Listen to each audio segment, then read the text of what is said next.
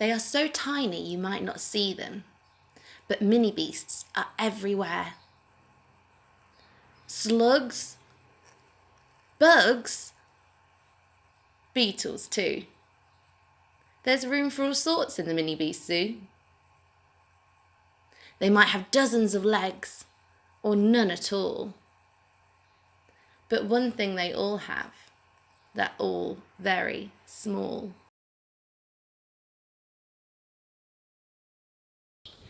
Hi everyone, it's Sally here from Doncaster Rivers Trust. Welcome to our second episode of Garden School, and today we're going to be doing a Minibeast Safari.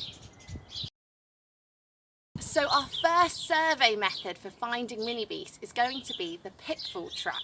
What you need is a small trowel, some gardening gloves and a plastic beaker. You don't want one too big. And we're going to dig a hole in the ground that will perfectly fit our plastic beaker. So I've finished digging the hole, and as you can see, the beaker is perfectly in line with the ground. This means that any insects wandering past will hopefully fall in. What we need to do is pack the rest of the dirt around it to make it nice and level.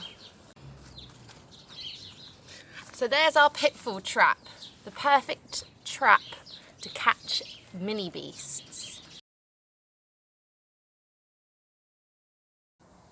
If you can find any tiles or flat things like this in your garden, you can also build a little bit of a shelter for your mini beasts. Use 2 rocks on either side, and what you can do is protect the mini beasts from any birds that might be hungry in your garden in the morning. This is set, so all we need to do is wait and come back in the morning to see what we've found.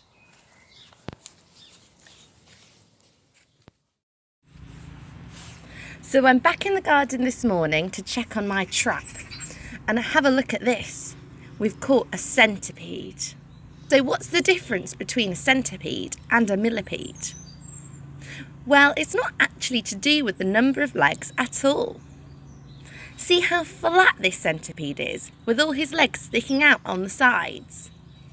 Millipedes look much more cylindrical, and they have upright legs that sort of move in a wave pattern. They have 2 pairs of legs per body segment, whereas centipedes just have 1 pair. They also move differently. Look how fast this centipede is. Millipedes are much slower. This is probably because centipedes are hunters. They eat other insects. They're carnivores. Millipedes are herbivores that eat plant matter, so they don't need to move as fast to catch anything.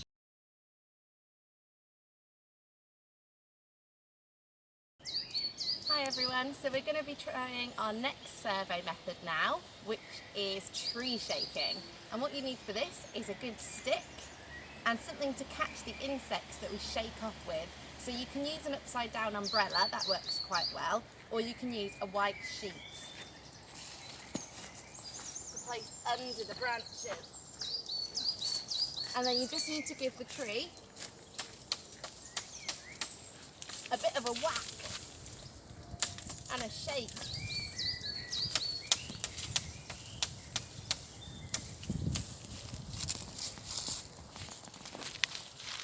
So we got a little spider here on our yew tree. A lovely spider.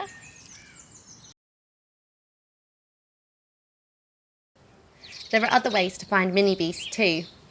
Try looking on bright flowers like these, where you might find pollen beetles and aphids. Looking under leaves is a great way to find other mini beasts.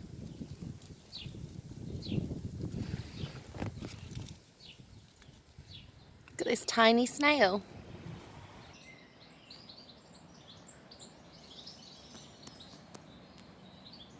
You can also lift up logs, rocks and any pot plants in your garden. Have a little look underneath and you might find a woodlouse family just like this. Now it's time for a challenge. Can you find a colourful mini beast with 6 legs, a crawly mini beast with lots of legs, a flying mini beast with wings, a slithery mini beast with no legs, and a creepy mini beast with 8 legs? If you can't find any, have a think about what types of mini beasts might fit into these categories. Can you name any of them? Make sure to be careful with all your finds. Remember, these are tiny animals, and put everything back where you found it.